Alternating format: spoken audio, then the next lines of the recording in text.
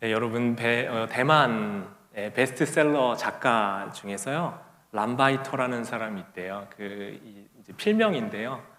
우리나라의 삼선 슬리퍼 있잖아요. 쉽게 끌고 다니는 삼선 슬리퍼와 같은 의미를 갖는 이름이래요. 그분이 쓴 책 중에 돌아온 여행자에게라는 책이 있는데요. 여행은 좋은데 여행을 갔다가 돌아와서 힘들어하는 독자들의 어떤 호소에 응답한 책이라고 해요. 그래서 주요한 내용이 뭐냐면요, 진짜 열정과 용기는 뭐냐면 내가 있던 삶을 떠날 수 있는 용기가 아니라요, 미지의 세계로 떠났던 사람이 이 돌아왔던 일상에서 일상을 여행처럼 살 수 있는 것이 진정한 용기라고 말해주는 책입니다. 보니까 제가 마음에 와닿는 구절들이 조금 많이 있었는데요. 그 중에 여행 후 실제로 돌아온 삶이 바뀌는 것이 중요하다라는 내용의 이런 구절들도 있더라고요. 낯선 사람을 꺼리던 사람이 여행 후 낯선 일을 돕고, 통제받기 싫어하던 사람이 자신을 존중하는 법을 배우고 스스로에게 주도권을 주며, 겁 많았던 사람이 스스로를 믿고 용기를 내는 변화를 말한다. 생활의 작은 부분을 변화시키는 것이 여행에서 돌아와서 제일 먼저 할 일이다. 네. 여러분 여행 가고 싶으시죠? 여행은 우리를 설레게 하고 들뜨게 하고 기쁘게 합니다. 그런데 사실 여행에서 돌아온 삶을 어떻게 사느냐가, 우리 일상을 어떻게 사느냐가 더 중요한 것 아니겠습니까? 그리고 이런 마음이 또 문득 들었어요. 그러니까 여행이 즐거울 수 있고 떠나는 것이 즐거울 수 있는 이유는 돌아올 수 있는 집이 있기 때문이다. 여러분 아무리 좋은 여행지를 갔다 와도 집으로 캐리어 들고 딱 들어오면 툭 튀어나오는 말이 뭘까요? 역시 집이 최고다라는 말이 아마 나올 겁니다. 돌아올 수 있는 집, 고향이 있기 때문에 떠남과 여행이 즐거울 수 있는 것이죠. 지난주 한 주, 그러니까 2주 전에 우리가 온라인 예배로 한번 전환했었잖아요. 그리고 지난주에 한 주 거르고 이 본당에서 같이 예배 드리고 나서 성도님들 몇 분이 이제 남아서 잠깐 교제하고 얘기 나누시는데, 그런 얘기를 서로 나누시는 거예요. 교회 오니까 너무 좋더라.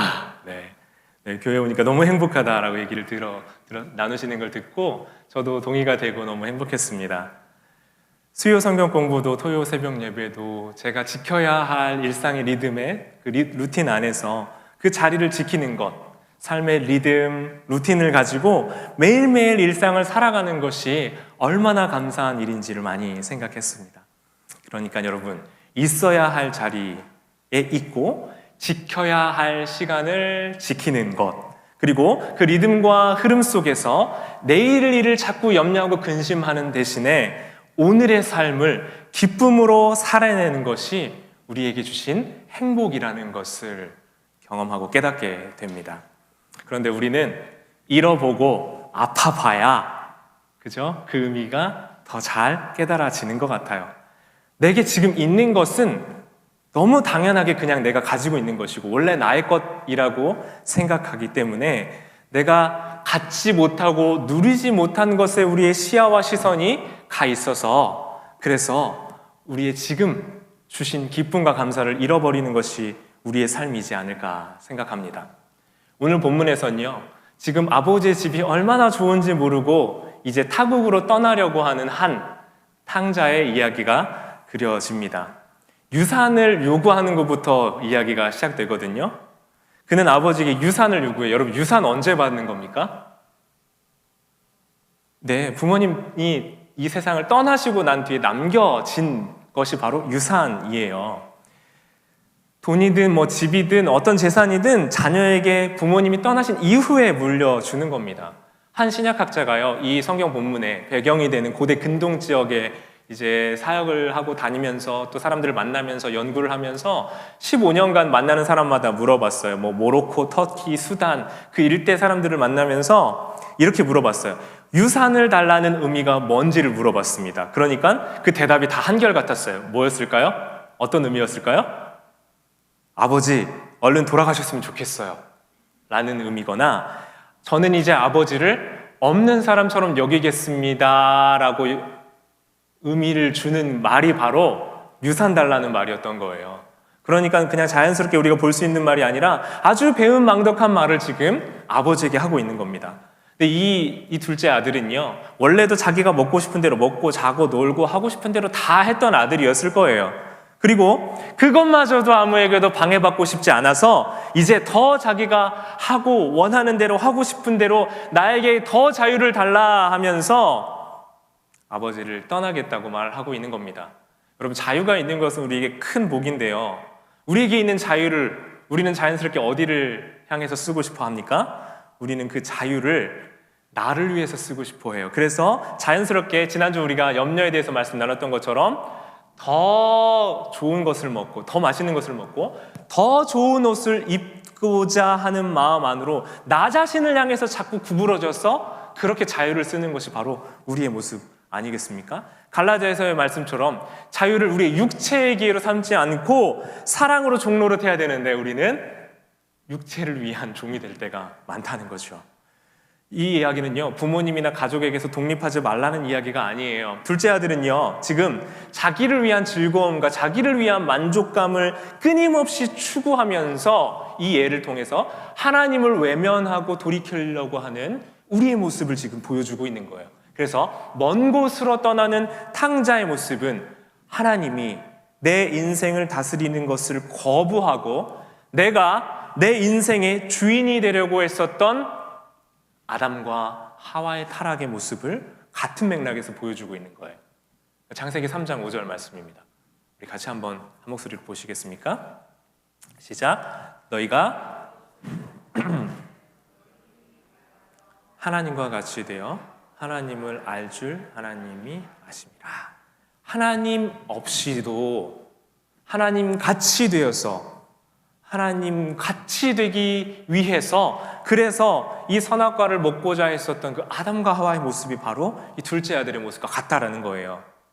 하나님의 자녀이고 그 사랑을 받고 있고 그 안에 그 품 안에 있다는 것을 애써 무시하고 내 힘과 내 능력으로 내 어떤 가능성으로 살려고 하는 것, 그 인류의 모습이 바로 오늘 본문 안에 그려져 있다는 겁니다. 존재 자체로 사랑받고 가치 있게 지어주신 그 처음 모습을 버리고 사람의 마음을 사로잡고 인정과 칭찬받으며 보상받으며 내게 주신 그 은사와 선물들을 나를 확인하는데, 나를 증명하는데, 나를 보여주는데 쓰고 싶어하는 것이 바로 우리 둘째 탕자의 모습이자 인류가 지었던 죄의 모습이었다는 거예요.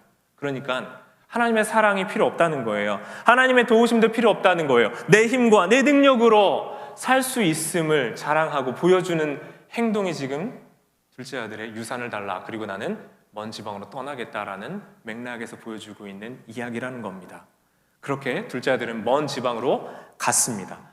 먼 지방으로 갔다는 것은 넓은 세상 구경하고 싶어하는 어떤 젊은이의 호기가 아니에요. 그가 살아오던 아버지의 자녀로서의 삶의 가치관을 다 버리겠다라는 것이었습니다. 집에서 귀하게 여기고 가치 있게 여기었던 모든 것들이 무시되는 세계로 나는 가겠다는 겁니다. 그 먼 지방에서 그는 허랑방탕하게 살았다고 표현합니다. 그곳에서 마음껏 누리고 내 힘으로 살 수 있을 것 같았는데, 그래서 더 즐겁고 더 행복하고 내게는 이 행복이 끝나지 않을 것 같았는데 그렇지 않았습니다. 왜냐하면 그가 있었던 그 먼 지방에, 그 주변에 있었던 사람들은요, 그 둘째 아들에게 관심이 있었던 것이 아니라 둘째 아들이 가지고 있었던 힘과 물질의 그 힘이 관심이 있었던 거였기 때문이에요. 아버지의 집은요, 아버지의 품 안에 있다는 것은 우리의 존재 자체가 있는 그대로 사랑받는 곳을 의미하고 있다면요, 그것이 아버지의 품이고 아버지의 집이라면 그가 있었던 먼 지방은 그 자신을 가지고 있는 소유든지 능력이든지 무엇으로든지 스스로를 증명해내야 하는 곳이었습니다. 세상은 이유 없이 그를 사랑하지 않아요. 이유가 있어야 그와 사랑하고 그와 어울리고 그를 사랑합니다. 소유든 능력이든 어느 수준이 맞아야 어울릴 수 있다고 생각하는 것이 그가 있었던 먼 지방, 바로 이 세상입니다. 그래서 여러분, 어쩌면 교회도 사실 그렇지 않을까 두려움을 가지고 우리 스스로를 돌이켜 봐야 돼요. 왜냐하면 이유가 있어야 선대하는 생활 방식이든 이 세상은 종교든 개인사든 관심이든 직업이든 능력이든 어느 정도 뭐가 맞아야, 또 특별히 관계나 예의나 이런 것들이 맞아야, 어떤 관점이나 문화가 맞아야 서로 어울릴 수 있고 연결고리를 찾아야만 함께할 수 있다고 생각하기 때문에 그렇습니다. 맞지 않을 때는 나 혼자 또 되려 고립감을 느끼기도 하고요. 또 어떤 누군가와 동떨어진 감정들을 나 혼자 스스로 느끼기도 하기 때문에 어쩌면 자연스럽게 자신과 비슷한 사람들을 찾는 것이 자연스러울지 모르지만 적어도 아버지 품 안에 있는 아버지 집 안에서, 특별히 우리 교회 공동체 안에서는 내 기준에 맞아서가 아니라 아버지의 한 품 안에 있는 자녀됨으로 우리가 서로를 맞아줄 수 있는 은혜가 우리 안에 있기를 간절히 소원합니다. 그렇게 재산을 다 낭비하고 그 나라에 하필 또 흉년이 들었네요. 흉년이 들어서 이제는 먹을 것조차 다 잃어버리고 뭐 어떻게든 먹고 살 수 있을 줄 알았는데 그 나라 자체에 흉년이 드니까 안 그래도 돈도 없는데 먹을 것 자체가 없어지게 돼버렸어요. 그래서 이제 드디어 어떤 일까지 하게 됐냐면요, 돼지 치는 일을 하게 되었어요. 여러분 돼지 좋아하세요? 네, 저 너무 좋아하는데요. 네, 맛있죠? 삼겹살, 목살 너무 맛있습니다. 그런데 돼지는 유대인에게는 부정한 짐승이었어요.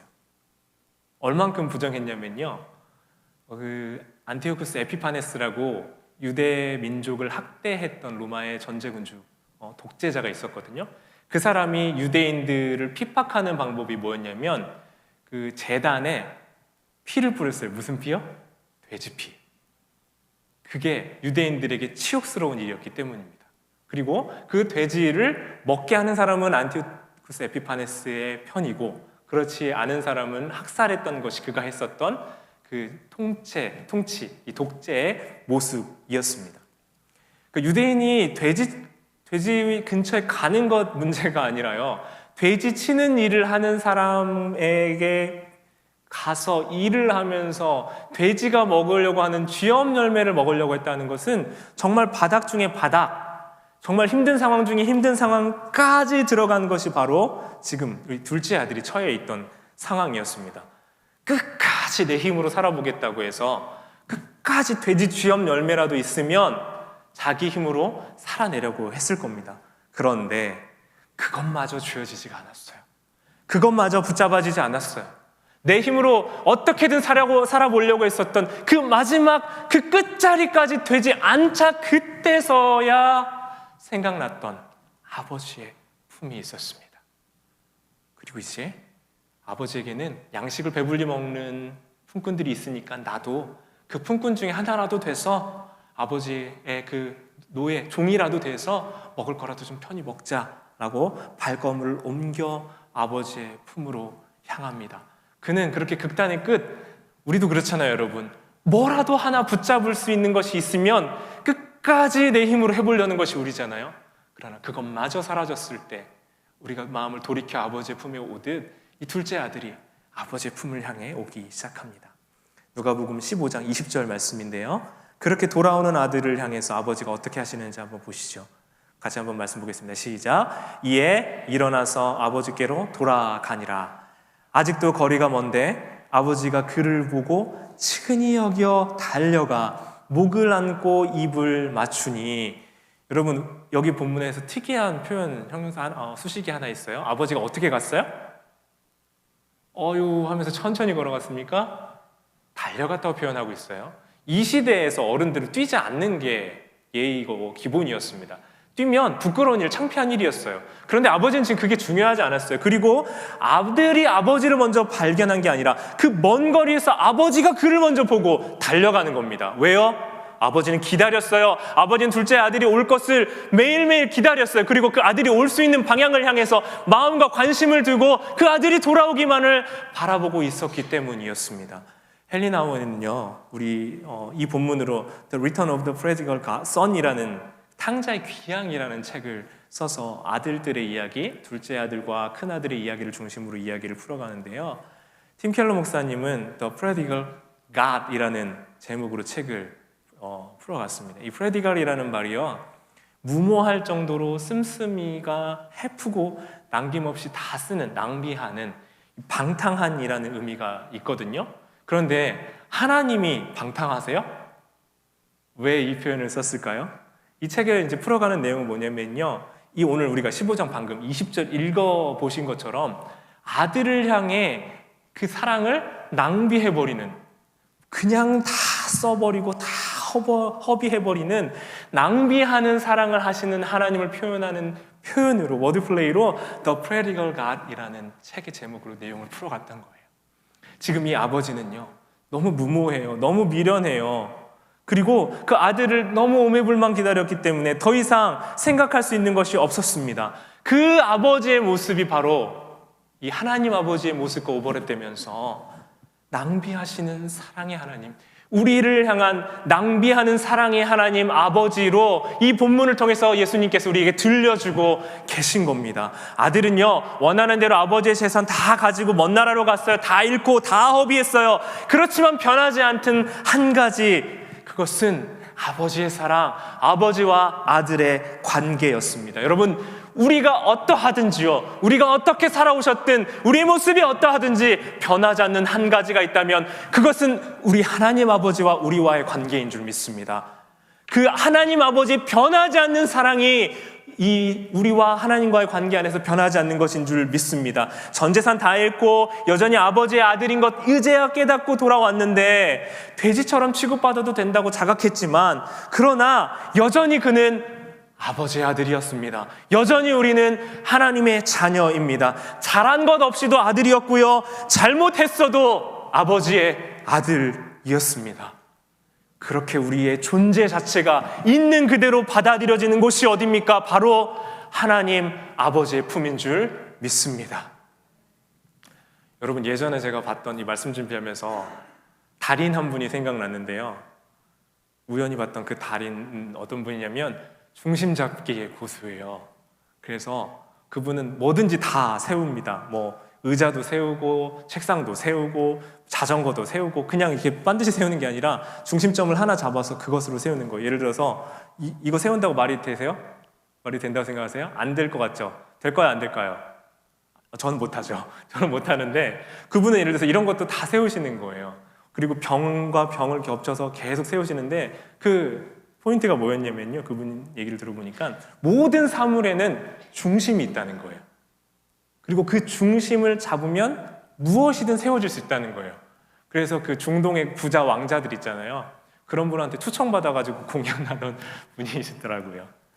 그럼 그 얘기가 왜 제가 생각이 났냐면요, 아무리 흔들리고 넘어지고 하더라도 중심이 우리에게는 있어요. 그 중심이 뭐예요? 그 정체성이 뭐예요? 하나님 아버지의 자녀라는 거예요. 그러니까 우리가 그 하나님 아버지의 자녀라는 가장 그 핵심의 중심을 잃지 않으면 우리는 그냥 휙휙 쓰러지고 이 세상에서 넘어지고 자빠지지만, 그 중심점이 세워져 있을 때는 우리가 아무리 연약하고 아무리 부족하고 아무리 별 볼 일 없어 보이고 넘어질 것 같이 위태위태해 보인다 할지라도 우리는 이 세상에 하나님의 사랑받는 자요, 기뻐하는 자로 이 세상에 우리의 마음의 믿음의 중심을 지키며 살아갈 수 있다라는 거예요. 그 아버지의 사랑이, 아버지의 위로가, 아버지의 은혜가 지금도 우리의 있는 그곳을 향해 지금도 바라보시고, 우리가 오매불망 돌아오기를 바라보며 그곳을 향해 응시하고 계신 하나님 아버지의 사랑이 우리를 향하고 있는 줄 믿습니다. 아들은 자기를 일꾼이라도 삼아달라고 하지만 사실 핑계잖아요. 그거 정말 일꾼 삼았으면 서운했겠죠? 자기 살 길 찾는 자기 중심적인 말이었던 것 같아요. 아버지의 집으로 가는 길, 돌이키는 길, 자기를 어떤 뭐라도 좀 의지하고 싶어서 품꾼이라도 삼아주시면 좋겠다라고 말했지만, 그래서 나 같은 사람 나라도 다시 받아주실까? 날 이해해 주실까? 안아주실까? 고민하며 그 길을 아마 갔을 겁니다. 그러나 탕자의 돌이킴 같은 그 돌이키는 길에 예수님이 우리에게 이미 본인이 길을 다 닦아 놓았다고 말씀하십니다. 예수님이 길 되어주시기 때문에 그래요. 그러니 여러분, 아버지의 품으로 돌아가는 길, 예수 그리스도를 통해, 독생자가 죽음으로 닦아놓은 길을 통해 우리 하나님 아버지의 품으로 돌아가기 원합니다. 그분께 내 삶을 의탁하면 돼요. 그분께 내 삶이 있던 그곳에서부터 돌이키면 돼요. 그리고 우리를 있는 그대로 받아주시는 아버지의 품을 향해 오늘도 우리의 마음과 생각을 돌이켜 그 아버지의 품을 향해 돌아가기 원합니다. 가끔 우리는 그런 생각합니다. 제가 종종 이런 말씀 드리죠. 전도하고 복음 전할 때 전 죄가 많아서 교회 가기 힘들어요. 그래서 우리가 주님 품에 와야 되잖아요. 우리가 죄인이고 연약하고 부족하기 때문에 우리 주님이 필요하잖아요. 여러분, 세상에서 지난 한 주 살아오시면서 어떻게 지내셨어요? 나를 끝없이 증명해야 되고 나의 존재 가치가 확인되어야 되고 그것으로 나를 증명했을 때 뭔가 만족과 즐거움을 느꼈던 그것이 이 세상이 주는 즐거움이잖아요. 세상에 우리가 세 가지의 즐거움이 있다고 그래요. 소유의 즐거움이에요. 소유의 기쁨이에요. 성취의 기쁨이에요. 세 번째는 존재 자체의 기쁨입니다. 이 세 번째 존재 자체의 기쁨이 없으면 우리는 항상 허덕이고 목마를 수밖에 없어요. 이 존재 자체의 기쁨을 느끼게 하시는 아버지의 품으로 이 시간 돌이켜 나아가십시다. 지난주에 가정예배 드리는데요. 아이들 가지고 노는 이렇게 슬라임 같은 거 있잖아요. 약간 이렇게 펴지기도 하고 끈적끈적하면서 아이들 노는 장난감이 저희 아이들이 하나 있더라고요. 그거 가지고 계속 놀고 장난치다가 이제 예배 시작하니까 저희 둘째한테 그거 달라고 그랬어요. 그랬더니 주기는 줍니다. 그런데 이렇게 주는데 뭘 하나 빼면서 줘요. 그 전문용어로 밑장빼기라고 그러죠. 한 10% 정도 자기 손에 남겨주고 이렇게 주더라고요. 그래서 제가 진우야, 그건 아빠한테 다 순종한 게 아니야 라고 얘기해주면서 좀 설명해주면서 잔소리를 좀 했는데요. 여러분, 우리가 아버지의 품으로 가고 우리의 삶을 돌이켜 하나님을 바라보며 살고 싶을 때도 항상 우리에게는 그 10%의 불순종이 자꾸 남아있어요. 거의 다 준 것 같거든요. 거의 다 아버지의 뜻대로 한 것 같거든요. 그런데 그 10%가 잠시만 지나면 나의 또 100%가 돼요. 그쵸? 다 드린 것 같은데 또다시 나의 100% 만족으로 다시 채워지는 게 우리 이 땅에서의 삶이잖아요. 우리 마음을 이 시간 100% 하나님께 향했으면 좋겠어요. 우리 자신을 안아주고 품어주시는 우리의 존재 어떠함 보지 않으시고 우리를 안아주시는 그 사랑 안에 이 시간 아버지 품에 안기는 시간 됐으면 좋겠습니다. 이 시간 나는 믿는 찬양 한번 하시고요. 우리 함께 합심해서 기도하고 하나님, 나의 어떠한 모습도 받아주시고 나를 통해 하나님의 뜻을 이루어 가시는 그 하나님의 능력으로 내 삶 새롭게 되길 원합니다. 함께 고백하겠습니다. 내게 허락하신